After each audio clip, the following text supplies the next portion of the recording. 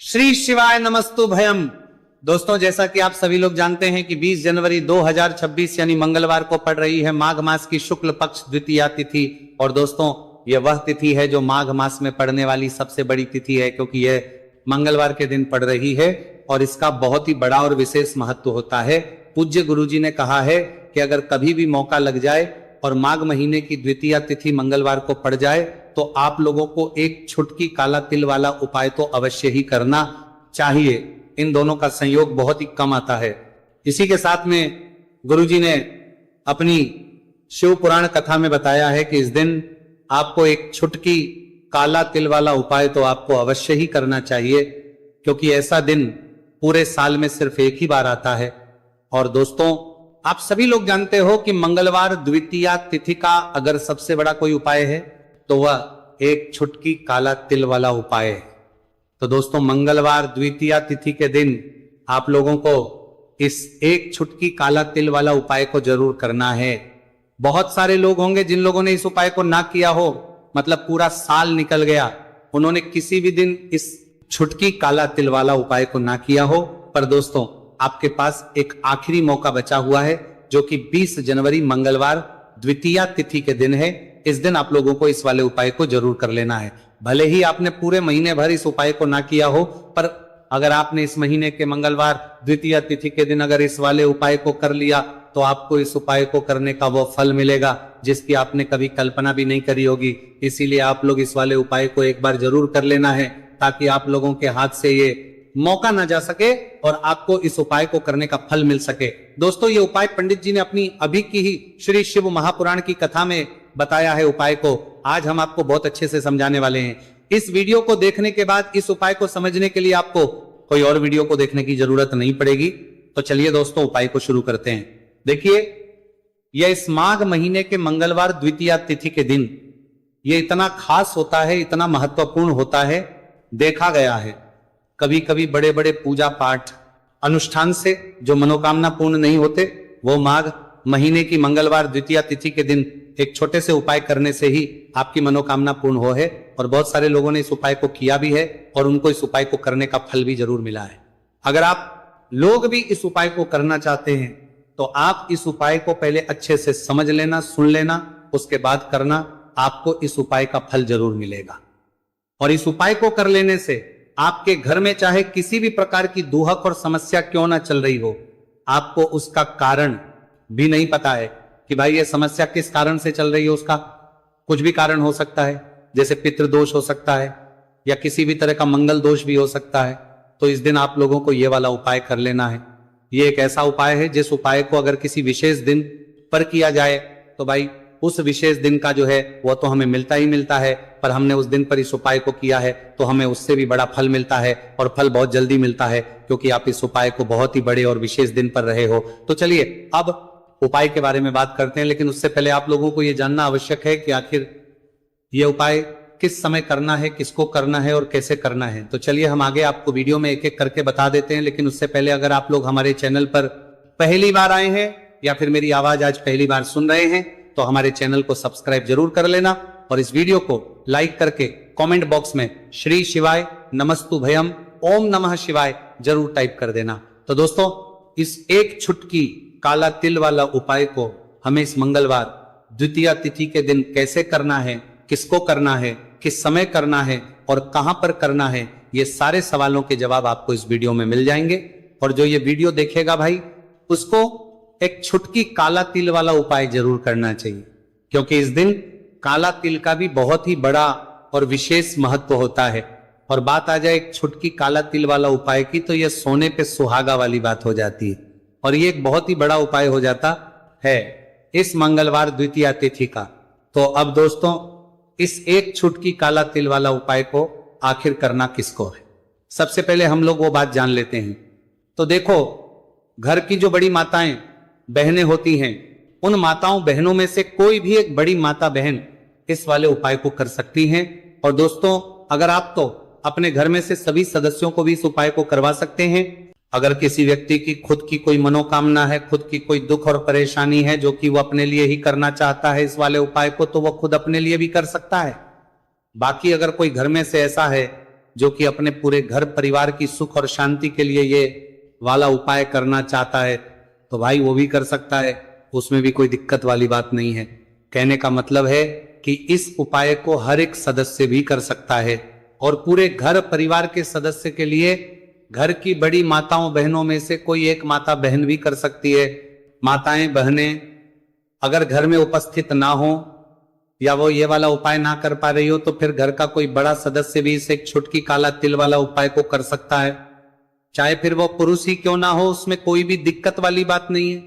उसके बाद में दोस्तों जो अगला प्रश्न निकल आता है वो ये आता है इस उपाय को लेकर कि आखिर इस उपाय को हमें किस समय करना है, सुबह के समय करना है कि शाम के समय करना है। तो देखो इस वाले उपाय को आप लोग सुबह के समय भी कर सकते हो और शाम के समय प्रदोष काल में भी करना है सकते हो।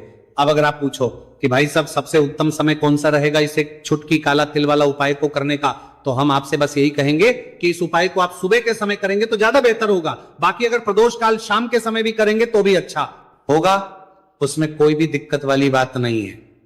तो अब दोस्तों जो अगली सबसे बड़ी और महत्वपूर्ण बात आती है वो ये आती है कि सुबह अगर हम उपाय को करेंगे तो हमें कितने बजे से लेकर कितने बजे तक के बीच में करना है, और शाम के समय प्रदोष काल में करेंगे तो हमें कितने बजे से लेकर कितने बजे के बीच में करना है।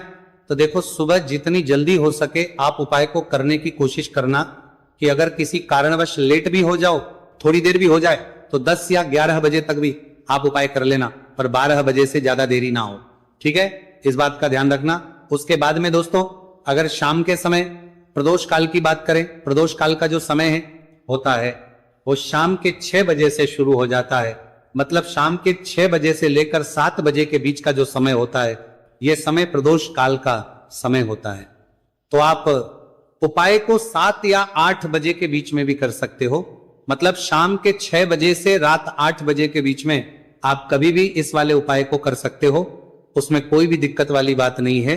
देखिए यदि आपके जीवन में संकट बहुत ही अधिक चल रहे हो, समस्याएं बहुत ही अधिक चली हो, एक एक रूप खर्च करने आपको बस ओढ़ रहा है, भूमि से जुड़ी हुई कोई भी समस्या हो या फिर आपके विवाह से जुड़ी हुई कोई भी समस्या हो या आपके व्यापार से जुड़ी हुई कोई भी समस्या हो, तो आपकी ये सारी समस्या इस मंगलवार द्वितीया तिथि के दिन समाप्त होने वाली है। तो चलिए दोस्तों जानते हैं उस विशेष उपाय के बारे में। देखिए इस वीडियो में हम पूज्य गुरुजी द्वारा बताए गए 3 बहुत ही चमत्कारिक उपायों के बारे में जानेंगे। देखिए ये जो उपाय है आपके जीवन से दुर्भाग्य का तो अंत करेंगे ही, साथ ही साथ यदि आपके जीवन में धन की समस्या चल रही है तो वह सभी भी आपकी समाप्त हो जाएंगी। देखिए गुरुजी ने बताया है कि जब भी मंगलवार द्वितीया तिथि का दिन पड़े तो हमें कर्ज मुक्ति के लिए कुछ उपाय करने चाहिए। इसी के साथ हमें धन प्राप्ति, भूमि से जुड़े कार्यों और विवाह के लिए भी उपाय करने चाहिए। तो चलिए दोस्तों जानते हैं गुरुजी द्वारा बताए गए सबसे पहले उपाय के बारे में। देखिए यह उपाय विशेषकर उन लोगों को करना है जिनकी भूमि से जुड़ी कोई भी समस्या चल रही हो, यानी कि उनकी भी जमीन से जुड़ी हुई समस्या चल रही है, यानी कि जो लोग मकान खरीदना चाहते हैं या फिर उनका खेत से जुड़ा कोई भी केस चल रहा है या फिर जिनके भी विवाह में विलंब हो रहा है या फिर जिन भी लोगों के जीवन में कर्ज बहुत ही अधिक बढ़ने लगा है, कर्ज जो है वह चुका नहीं पा रहे हैं, तो गुरुजी ने कहा है कि ऐसे लोगों को यह उपाय करना चाहिए। देखिए इस उपाय के लिए आपको थोड़े से काले तिल ले लेने हैं। देख आपको मात्र एक चुटकी काले तिल ले लेने हैं, इसी के साथ में आपको थोड़ा सा शहद ले लेना है, फिर सबसे अंत में आपको एक लोटा शुद्ध जल ले लेना है। तांबे के पात्र के अंदर आपको अपने घर से शुद्ध जल ले लेना है और इन सभी सामग्रियों को आपको लेकर के पहुंच जाना है भगवान शिव के मंदिर में। देखिए पूज्य गुरुजी ने बताया है कि इस उपाय को आप सुबह से लेकर के शाम तक किसी भी समय में कर सकते हैं। देखिए मंदिर पहुंचने के आप जो काले तिल लेकर के गए थे उनमें आपको थोड़ा सा शहद लगा लेना है। देखिए आप जो शहद लेकर के आए हैं उस शहद में आपको ये काले तिल अच्छे से डुबो देना है और शहद से युक्त ये जो काले तिल हैं इन्हें आपको शिवलिंग पर अर्पित कर देने हैं या फिर आपको शिवलिंग के चारों तरफ अच्छे से काले तिल का लेपन कर देना है। पूज्य गुरुजी ने बताया है कि लेपन करते समय यदि आपके जीवन में कर्ज से जुड़ी समस्याएं चल रही हैं, लेपन करते समय आपको आर्यन मुक्तेश्वर महादेव का स्मरण करना है, या फिर आपके जीवन में विवाह से संबंधित या फिर जमीन से संबंधित कोई भी समस्या चल रही है तो फिर आपको मंगलेश्वर महादेव का स्मरण करना है। इसके बाद जो आप जल लेकर के आए हैं उसे आपको धीरे धीरे शिवलिंग पर अर्पित कर देना है तथा आपको लगातार शिव महापुराण के मूल मंत्र श्री शिवाय नमस्तुभयम इस मंत्र का जाप करते रहना है। पूज्य गुरुजी ने बताया है कि सिर्फ एक मंगलवार द्वितीय तिथि यह उपाय करके देखना और आप स्वयं देखेंगे कि 2 से 3 महीने के अंदर आपके जीवन से जुड़ी हुई जो भी समस्याएं हैं, बस सभी समस्या बहुत ही जल्द महादेव की कृपा से दूर होने लगेगी। तो दोस्तों, इस प्रकार से आपको यह पहला उपाय ना है। अब हम जानते हैं दूसरे विशेष उपाय के बारे में। देखिए, इस उपाय के लिए आपको एक प्यारी सी बेलपत्र ले लेनी है। इसी के साथ में एक लोटा शुद्ध जल लेना है तांबे के पात्र के अंदर, और इसी के साथ में आपको थोड़ा सा शहद ले लेना है। देखिए, मंगलवार का दिन है और मंगलवार द्वितीय तिथि के दिन यदि हम शहद का उपाय करते हैं तो इससे महादेव हमसे बहुत ही अधिक प्रसन्न होकर के हमारी मनोकामना को परिपूर्ण करते हैं। देखिए दोस्तों, यदि आपको बेलपत्र नहीं मिल पाती है तो आप भगवान शिव के शिवलिंग पर जो बेलपत्र छड़ी हुई होती है उसे शुद्ध जल से धो करके उसका उपयोग कर सकते हैं। तो इन सभी सामग्रियों को आपको भगवान शिव के मंदिर में लेकर के पहुंच जाना है। गुरुजी ने कहा है कि इस उपाय को भी आप सुबह से लेकर के शाम तक किसी भी समय में कर सकते हैं। देखिए, मंदिर पहुंचने के बाद आपके पास जो एक बेलपत्र है और बेलपत्र की जो सबसे बड़ी वाली पत्ती होती है और उसकी जो चिकनी साइड होती है उस पर आपको अच्छे से शहद का लेपन कर देना है। यानी कि बेलपत्र की बड़ी वाली पत्ती पर, पूरी पत्ती पर अच्छे से शहद लगा देना है। अब देखिए, ये जो बेलपत्र है इसे आपको अपने सीधे हाथ की हथेली पर रखना है और आपके जो भी कार्य अटक रहे हैं, देखिए बहुत से लोग ऐसे होते हैं जो अपने नौकरी को प्राप्त करने के लिए सालों से तैयारी करते हैं लेकिन उनको नौकरी नहीं प्राप्त हो पाती है। बहुत से ऐसे लोग होते हैं जो बहुत ही मेहनत करते हैं, धन भक्ति के लिए बहुत अधिक प्रयास करते हैं, लेकिन फिर भी उनको धन प्राप्त नहीं हो पाता है। तो गुरुजी ने बताया है कि जब भी आपको अपने कार्यों में सफलता ना मिले तो फिर आपको मंगलवार के दिन इस उपाय को अवश्य करना चाहिए।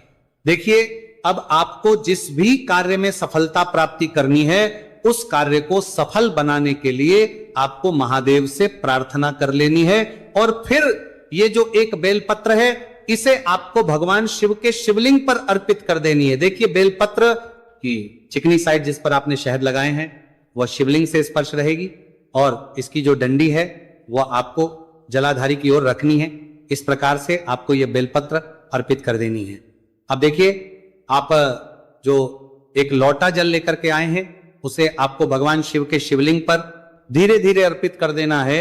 श्री शिवाय नमस्तुभयम इस मंत्र का जाप करते हुए देखिए, जैसे ही ये जल शिवलिंग से होकर के जलाधारी की ओर बह करके आएगा तो इसे आपको थोड़ा सा अपने सीधे हाथ की हथेली में झेल लेना है। इस जल को आपको अपनी दोनों आंखों पर लगा लेना है और इस जल का थोड़ा सा छिड़काव आपको अपने शरीर पर कर लेना है। पूज्य गुरुजी ने बताया है कि जब भी हम मंगलवार के दिन शहद वाली बेलपत्र शिवलिंग पर अर्पित करते हैं तो इससे हमें महादेव हर कार्य में सफलता प्राप्त करवाते हैं। यदि हमें अपनी मेहनत करने के बावजूद भी पर्याप्त मात्रा में सफलता नहीं मिल पा रही है तो गुरुजी ने कहा है कि आपको मंगलवार द्वितीय तिथि के दिन यह चमत्कारिक उपाय अवश्य ही कर लेना है।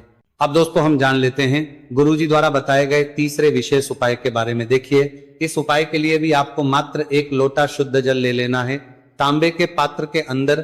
फिर इसी के साथ में आपको एक प्यारी सी बेलपत्र ले लेनी है। बेलपत्र आपको ध्यान की गई थी रखना है कि कैसे भी कटी हुई खंडित नहीं होनी चाहिए। अब देखिए, मात्र 2 सामग्री लेकर के आपको भगवान शिव के मंदिर में पहुंच जाना है। पूज्य गुरुजी ने बताया है कि यह उपाय विशेषकर उन लोगों को करना है जिनकी कोई भी विशेष मनोकामना